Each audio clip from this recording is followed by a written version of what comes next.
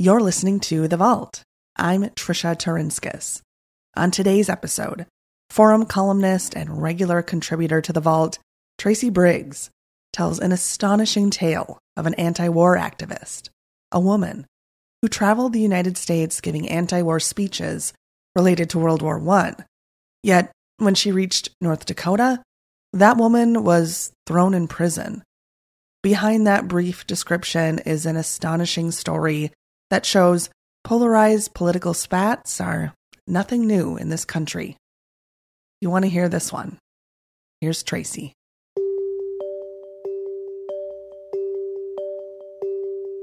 Some said Kate Richards O'Hare compared World War I soldiers to fertilizer. Others said it never happened. She was just caught in the crossfire of nasty North Dakota politics. Hi, this is Tracy Briggs. Welcome to The Vault. On Memorial Day 1919, with World War I fighting barely over, mothers of the 1,300 North Dakota men killed still wept for all that was lost. But another mother, alone in a cold prison cell in Missouri, felt a loss of another kind. She wasn't being allowed to grieve at all. She wrote this in a letter to her husband and 4 children. "You know I am not given to tears. I was grieving from the sense of outrage that, on that day, sacred to the memory of our dead, that we women were denied the opportunity to pay tribute, and instead were forced to slave all day at a machine making overalls for some politician's profit." The woman was Kate Richards O'Hare, who was serving a 5-year sentence of hard labor at the Missouri State Penitentiary in Jefferson City. Her crime? Violating the Espionage Act of 1917 for making an anti-war speech in Bowman, North Dakota, just 2 years earlier. Her case attracted national attention, not just from advocates for free speech, but for showcasing the influence of toxic politics in a small prairie state. Just who was Kate Richards O'Hare? Well, according to the Pioneer Trails Regional Museum in Bowman, Kate was born in Kansas on March 26, 1876, as Carrie Catherine Richards. Her Civil War veteran father and mother raised O'Hare and her 3 siblings with socialist ideals. When she grew up and got married, she began work as a journalist for the socialist newspaper, the National Ripsaw. When America entered World War I in 1917, O'Hare began traveling the country, speaking out against the war. That is what brought her to Bowman on July 17, 1917, where she was invited to speak at a theater in the small southwestern North Dakota town of 500 people. Tickets went on sale for 25 cents apiece. According to historian Erling Sannes, there was every reason for O'Hare to believe she would be greeted warmly by some in Bowman. He wrote in his paper, Queen of the Lecture Platform, "O'Hare was popular among farmers, for she could speak their language and understand their problems. Throughout the Great Plains, she was a very popular speaker." Additionally, Sannes said O'Hare's anti-war message was likely to be well received in Bowman, as most North Dakotans in 1917 were opposed to the war. Historian William Pratt even noted that North Dakota had the strongest socialist presence of any Northern Plains state. Approximately 150 people attended her speech that summer day in the Cozy Theater. That's the name of the theater, the Cozy Theater. She was popular enough that some attendees even had to stand outside to listen. And that must have been pretty exhausting. O'Hare's speeches could last as long as 4 hours. According to Sannes, the speech in Bowman was the 76th time she had given it. And there had been no problem the previous 75 times in other parts of the U.S., despite the fact that during many of those speeches, government officials were in the audience. But Bowman would be different, thanks in part to a heated feud between 2 families at the opposite ends of the political spectrum. James E. Phelan had a successful career with the Northern Pacific Railroad in Minnesota before settling in Bowman in 1907, where he became a successful banker and rancher. A conservative Republican with political aspirations, he soon butted heads with the Totten brothers. According to the Pioneer Trails Regional Museum, George Totten was a Republican, while Edward Totten was a Democrat, but both brothers held progressive views. George was the state representative, while Edward was the Bowman County judge, and Edward's wife, Lillian, was the Bowman County postmistress. Sanders said it was Lillian's appointment as postmistress that helped escalate the feud between the families. That politically appointed job had been controlled by Phelan and his allies for some time, but Lillian's appointment indicated a shift in politics away from the conservatives toward the progressives. Phelan came out swinging. The Tottens responded. It got ugly, and both parties were accused of libel as tensions grew hot. It was about to bubble over as O'Hare came to town to give her speech. Edward and Lillian Totten had chosen to attend the speech, and Phelan recognized an opportunity. After the speech, Phelan turned in Lillian Totten for misconduct in her role as postmistress. He said not only was Lillian in attendance at the speech, she applauded O'Hare's words. And according to the Fargo Courier-News, Lillian Totten and Kate O'Hare had dinner, visited, and hobnobbed together that night.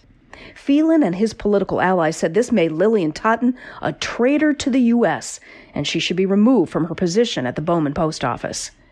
At issue were statements Phelan said O'Hare made comparing soldiers to fertilizer and their mothers to sows. He summarized her words this way. Any person enlisted in the Army of the U.S. for service in France would be used for fertilizer, and that is all he was good for, and that the women of the U.S. were nothing more than brood sows to raise children to get into the Army and be made into fertilizer. Inflammatory words for sure, but some, including O'Hare, said those words were never spoken. The Tottens argued that Lillian should not be removed as postmistress because Phelan's accusations were the result of political and personal animosity over the Tottens' support of the Farmers' Nonpartisan League.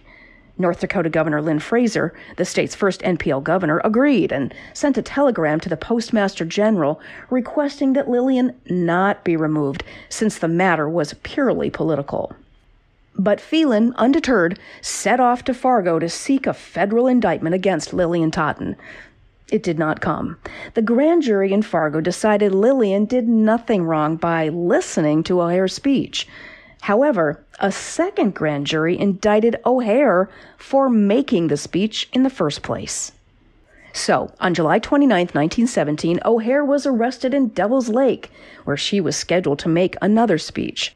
She was arrested for violation of Section 3 of the Espionage Act of 1917. The charge claimed that the alleged words in her speech had interfered with the draft and recruitment of soldiers. During her trial, the government found two witnesses who had been in attendance at O'Hare's speech. One of them, a man named J.E. James, agreed with Phelan by testifying that he heard O'Hare make those fertilizer and brood sow statements. But O'Hare vehemently denied the allegations.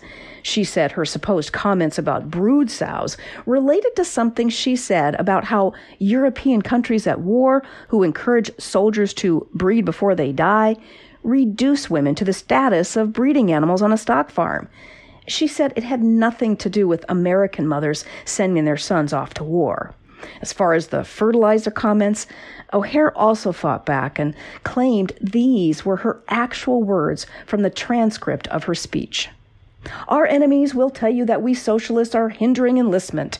This is not true. Please understand me now and do not misquote what I say. If any young man feels that it is his duty to enlist, then with all my heart I say go and God bless you. His blood may enrich the soil of France, but that may or may not be for the best. Despite her words, O'Hare was found guilty. She was sentenced to 5 years of hard labor at a federal penitentiary under charges of sedition.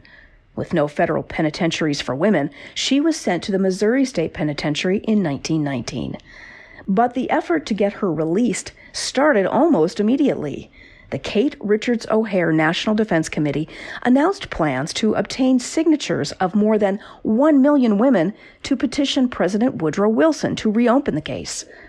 Another group sent questionnaires to all 150 people in attendance at her Bowman speech. According to Sanis, all but 1 or 2 stated that O'Hare absolutely did not use the words for which she had been condemned. The efforts worked, and by 1920, less than a year after being in prison, she was officially pardoned by President Wilson. But the damage to O'Hare's reputation had been done. According to Sanis, the effects of what happened in North Dakota haunted her. She was kidnapped in Idaho and deported to Nevada. In South Dakota and Kansas, she was not permitted to speak, and agents from the Department of Justice continued to follow her and report on all of her activities. Despite all of this, O'Hare seemed to have gained perspective about what she went through all those years ago. In 1936, 17 years after she was convicted, she granted an interview to the Fargo Forum. She told the Forum she had been in North Dakota 4 previous times before the time she was arrested in 1917. But she said that 5th time was different. The political climate was uneasy. The state was immersed in a battle between the nonpartisans and what she called the stalwarts. That battle, she said, conveyed so much bitterness that she was severely censored when she went to the wrong place of business to buy a soft drink, even before she spoke. She said as far as hobnobbing with the Tottens, she said she didn't even know them before that day. They simply met after O'Hare was sitting on the porch of her hotel, showing pictures of her husband and children to a group of residents, one of whom was Lillian Totten. O'Hare told the newspaper, "We spent a pleasant evening talking about educational affairs and taking care of children, not realizing such a domestic scene would be a seditious gathering." 12 years later, in 1948, after a career of politics and activism, Kate Richards O'Hare died in California, securing her place forever in a very unusual chapter in North Dakota history. You've been listening to The Vault. To read the full story, head to inforum.com/thevault. Thank you for listening.